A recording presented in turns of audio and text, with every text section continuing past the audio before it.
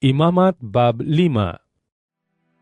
Jika seseorang berbuat dosa kerana tidak tampil dan menawarkan diri untuk menjadi saksi tentang sesuatu yang didengar, dilihat atau diketahuinya, maka dia perlu menanggung akibatnya. Atau jika seseorang tanpa sengaja menyentuh apa-apapun yang najis, sama ada bangkai binatang liar atau bangkai haiwan ternakan yang najis, atau bangkai kawanan haiwan terbang yang najis, maka sekalipun dia tidak menyadarinya ketika dia bernajis itu, dia memang bernajis dan bersalah.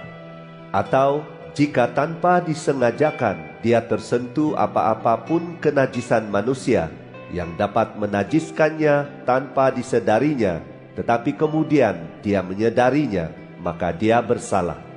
Atau jika seseorang mengikut gerak hatinya, lalu tanpa sengaja bersumpah secara sembarangan dengan bibirnya untuk berbuat jahat atau berbuat baik, kemudian disedarinya akan hal itu, maka dia bersalah dalam hal salah satu sumpahnya.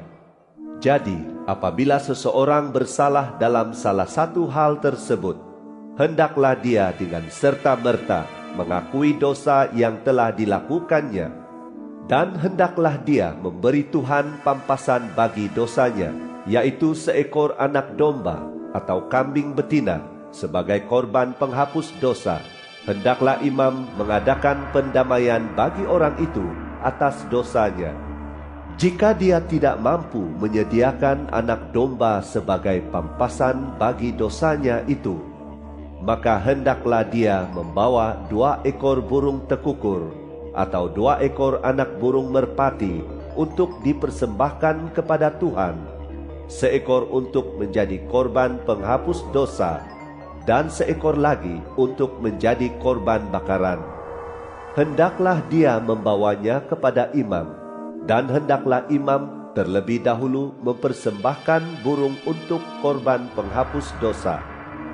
Hendaklah kepala burung itu dipulasnya daripada pangkal lehernya, tetapi jangan sampai terpisah kepala dengan badan. Kemudian sebahagian daripada darah korban penghapus dosa itu hendaklah dipercikkannya pada tepi mazbah, manakala segala darah yang berbaki itu hendaklah disalirkan keluar ke kaki mazbah. Itulah korban penghapus dosa.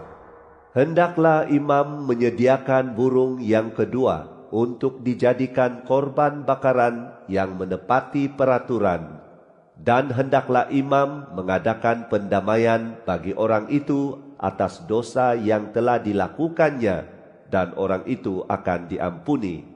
Akan tetapi, jika dia tidak mampu mempersembahkan 2 ekor burung tekukur atau 2 ekor anak burung merpati, maka atas sebab dosa yang dilakukannya itu, hendaklah dia membawa 1/10 eva tepung terbaik sebagai persembahan penghapus dosa. Dia tidak boleh menuangkan minyak padanya dan menaruh kemenyan di atasnya, kerana itu persembahan penghapus dosa. Hendaklah dia membawanya kepada imam, dan hendaklah imam mengambil segenggam penuh daripada persembahan itu sebagai bahagian peringatan, lalu membakarnya di atas mazbah, di atas korban bakaran untuk Tuhan.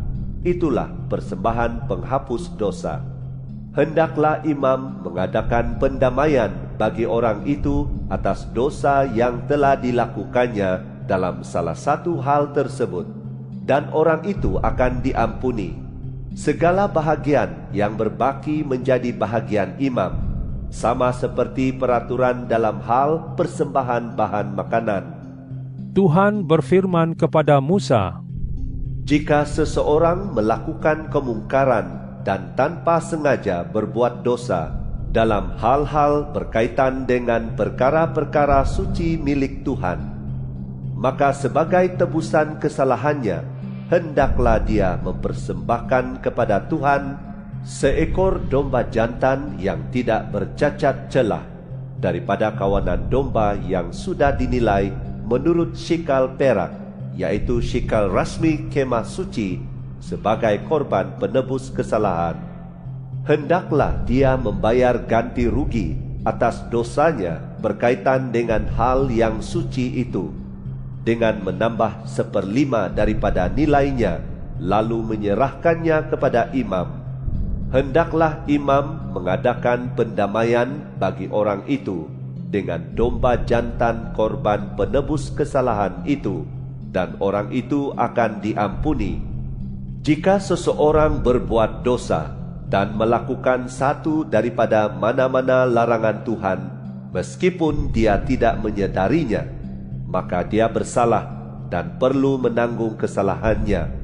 Hendaklah dia membawa kepada imam seekor domba jantan yang tidak bercacat celah daripada kawanan domba yang sudah dinilai, untuk menjadi korban penebus kesalahan. Hendaklah imam mengadakan pendamaian bagi orang itu atas dosa yang dilakukannya tanpa sengaja dan tanpa disedarinya itu, dan orang itu akan diampuni. Itulah korban penebus kesalahan, yakni orang itu benar-benar bersalah kepada Tuhan.